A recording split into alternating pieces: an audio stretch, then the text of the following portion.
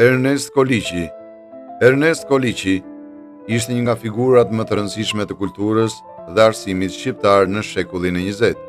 Lindi në Shkodër, studioi në Itali dhe më pas u bë profesor i gjuhës shqipe në Universitetin e Padovës.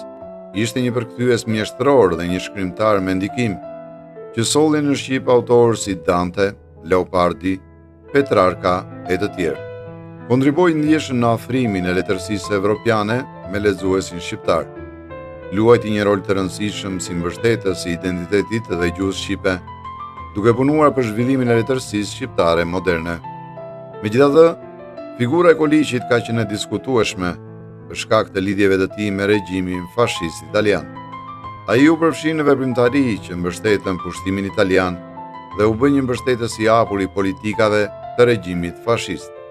Në vitin 1943, ai shërbeu si kryeministër i një qeverie të formuar në mbrojtjen italiane, një veprim që u konsiderua si bashkëpunim me pushtuesit.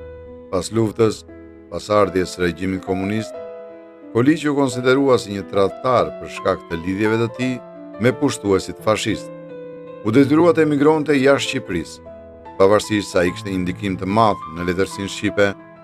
Shumë shkrime dhe veprimtarit e tij janë vlerësuar në mënyra të ndryshme, duke bërë figurën e tij nga më të diskutueshmet në histori. Figura e tij mbetet e ndarë, nga njëra anë si përhapës i arsimit dhe letërsisë, themelues i prozës bashkore shqiptare dhe mbrojtës së shqiptarëve të Kosovës, nga ana tjetër, si përfaqësues i një qeverie nën pushtim.